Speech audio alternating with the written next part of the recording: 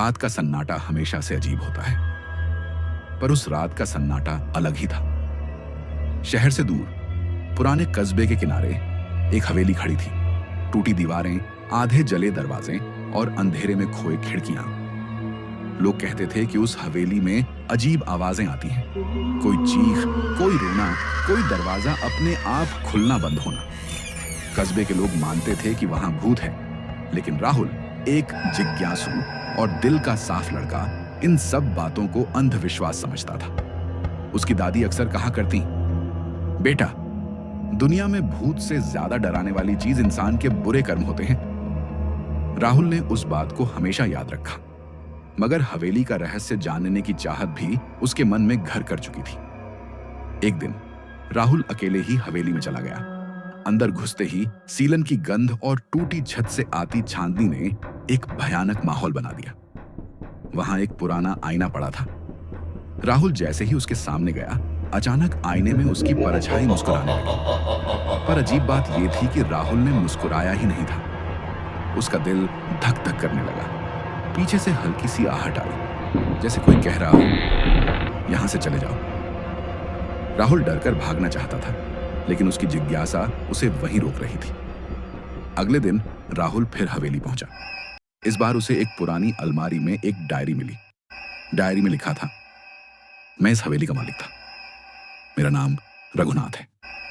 मैंने जिंदगी भर बुरे कर्म किए, लोगों को धोखा दिया, गरीबों की जमीन छीनी और दूसरों का हक खा गया। मरने के बाद भी मेरी आत्मा को शांति नहीं मिली। अब मैं इसी हवेली में कैद हूं। राहुल की सांसें तेज हो गई। क्या ये वही आत्मा है जो लोगों को डराती है? रात को राहुल ने हवेली में रुकने का फैसला किया। जैसे ही घड़ी ने 12 बजाए, हवेली की दीवारें मानो हिलने लगी। दरवाजे अपने आप बंद हो गए और हवा के झोंके से दीपक बुझ गया। अचानक सामने वही धुंधली आकृति खड़ी थी, लंबा कद, लाल आंखें और टूटा चेहरा। क्यों आया है यहां? आवाज गूंजी। राहुल कांपते हुए बोला, मैं सच जानना चाहता हूं। अगर आपने बुरे कर्म किए तो क्या उन्हें सुधारने का कोई रास्ता नहीं? आकृति हंस पड़ी।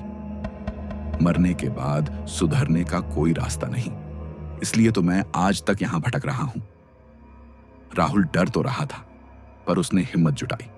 उसने कहा, अगर आपके बुरे कर्मों ने आपको बांध रखा है, तो शायद किसी और की मदद करके मैं आपकी आत्मा को शांति दे सकूं। अगले दिन राहुल ने गांव में जाकर गरीब बच्चों को पढ़ाना शुरू किया। उसने रघुनाथ की हवेली से मिले पैसों और चीजों को जरूरतमंदों में बांटना शुरू किया। धीरे धीरे हवेली का माहौल बदलने लगा। जहां पहले अंधेरा और डर था, वहां अब शांति महसूस होने लगी।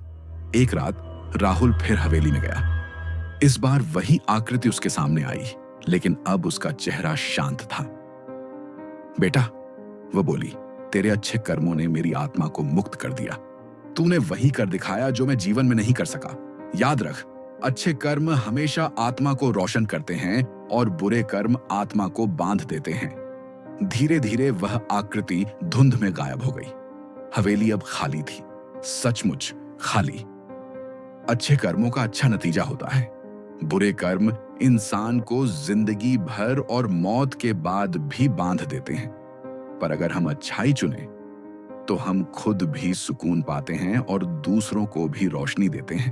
तो दोस्तों, अभी लाइक करो, शेयर करो और सब्सक्राइब करके बेल आइकॉन दबाओ, क्योंकि असली कहानियां तो अभी शुरू हुई हैं।